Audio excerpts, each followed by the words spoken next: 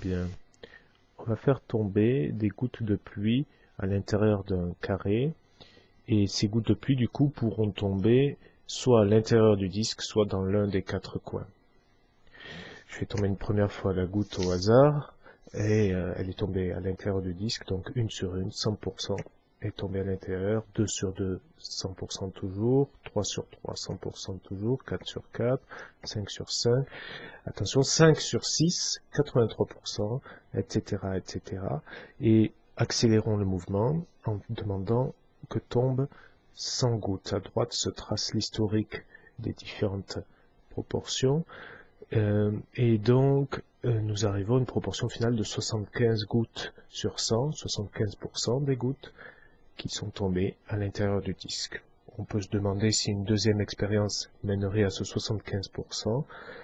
C'est ce que nous allons voir tout de suite. Eh bien, on voit que les historiques semblent compatibles en un certain sens, c'est-à-dire donnent une deuxième valeur qui n'est pas très loin de la première, qui était 75%. La deuxième valeur, c'est 77%, mais elle n'est pas exactement la même.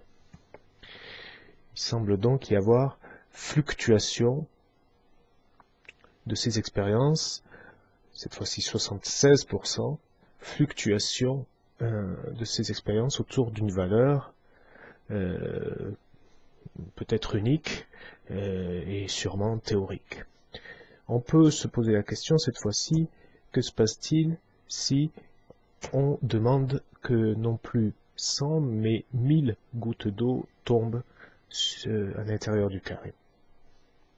Eh bien, on observe tout de suite que sur la figure de droite, ce facteur 10, puisqu'on a multiplié par 10 les gouttes d'eau qui tombent pour notre expérience, ce facteur 10 a la propriété de lisser les traces du point S et du point S' complémentaires sur la figure de droite. Il le lisse au sens, les petites variations tout à l'heure faisaient dévier le point S d'un segment de manière très visible.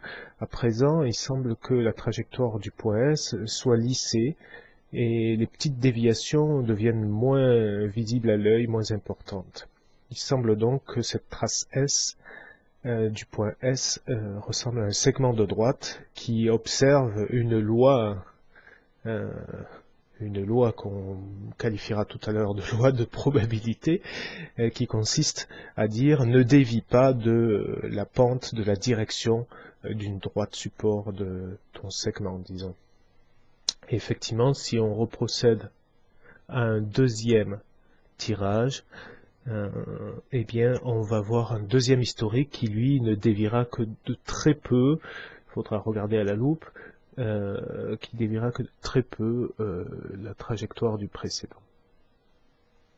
Alors, le travail qu'on vous demandera de faire en complément de ce travail expérimental, c'est un travail théorique qui consistera à trancher entre toutes ces valeurs expérimentales des pourcentages que l'on aura obtenus et de dire quelle est cette fameuse valeur théorique, cette probabilité, le mot est lâché, autour de laquelle fluctuent les résultats expérimentaux par ces simulations statistiques. Eh bien, la bonne voie consiste à dire qu'il faut faire un rapport de surface entre la surface du disque et la surface du carré. Et vous comprendrez le titre de cette mini-animation, des gouttes de pi. Effectivement, la valeur théorique est liée à la valeur du nombre pi, et on a même, par cette petite animation, une procédure pour connaître une valeur approchée de pi de manière expérimentale.